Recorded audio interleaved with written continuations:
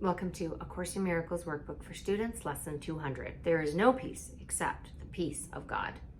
Seek you no further. You will not find peace except the peace of God. Accept this fact and save yourself the agony of yet more bitter disappointments, bleak despair, and sense of icy hopelessness and doubt. Seek you no further. There is nothing else for you to find except the peace of God, unless you seek for misery and pain. This is the final point to which each one must come at last, to lay aside all hope of finding happiness where there is none, of being saved by what can only hurt, of making peace of chaos, joy of pain, and heaven out of hell. Attempt no more to win through losing, nor to die to live. You cannot but be asking for defeat. I'll pause and say this is describing the thought system of ego, of the world, of man, of hustle culture, of competition, of defending to attack, attacking to defend, really living in that delusion. And here we're being invited to come home to the truth of who we are.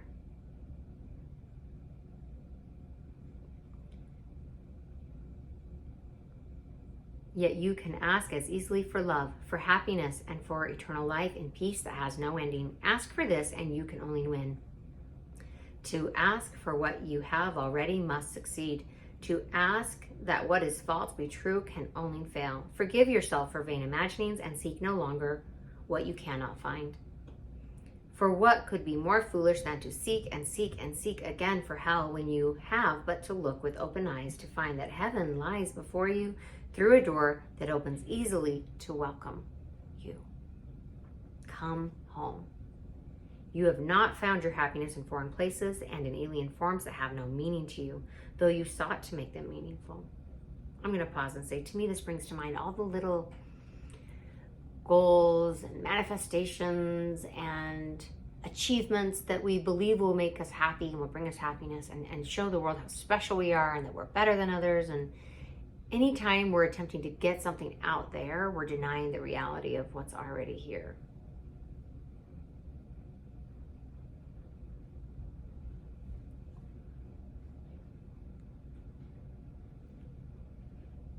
This world is not where you belong. You are a stranger here.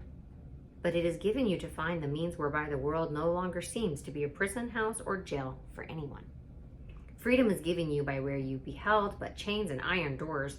But you must change your mind about the purpose of the world if you would find escape. You will be bound till all the world is seen by you as blessed, and everyone made free of your mistakes and honored as he is. You made him not, no more yourself, and as you free the one, the other is accepted as he is.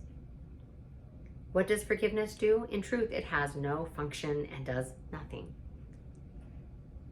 For it is unknown in heaven. It is only in hell where it is needed, and where it must serve a mighty function. It is not the escape of God's beloved Son from evil dreams that he imagines, yet believes are true, a worthy purpose. Who could hope for more, while there appears to be a choice to make between success and failure, love and fear?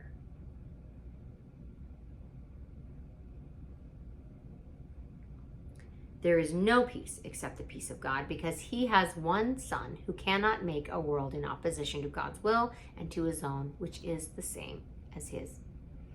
What could he hope to find in such a world? It cannot have reality because it never was created. It is here. Is it here that he would seek for peace? Or must he see that as he looks on it, the world can but deceive? Yet can he learn to look on it another way and find the peace of God? Peace is the bridge that everyone will cross to leave this world behind. But peace begins within the world perceived as different and leading from this fresh perception to the gate of heaven and the way beyond. Peace is the answer to conflicting goals, to senseless journeys, frantic vain pursuits, and meaningless endeavors. Now the way is easy, sloping gently toward the bridge where freedom lies, within the peace of God. Let us not lose our way again today. We go to heaven and the path is straight. Only if we attempt to wander can there be delay and needless wasted time on thorny byways. God alone is sure, and he will guide our footsteps. He will not desert his Son in need, nor let him stray forever from his home. The Father calls, the Son will hear. And that is all there is to what appears to be a world apart from God, where bodies have reality. Now is there silence. Seek no further. You have come to where the road is carpeted with leaves of false desires, fallen from the trees of hopelessness you sought before. Now are they underfoot, and you look up and on toward heaven, with the body's eyes, but serving for an instant longer now. Peace is already recognized at last, and you can feel its soft embrace surround your heart and mind with comfort and with love. Today we seek no idols. Peace cannot be found in them. The peace of God is ours, and only this will we accept and want. Peace be to us today, for we have found a simple, happy way to leave the world of ambiguity and to replace our shifting goals and solitary dreams with single purpose and companionship. For peace is union, if it be of God. We seek no further. We are close to home and draw still nearer every time we say, there is no peace except the peace of God. And I am glad and thankful it is so.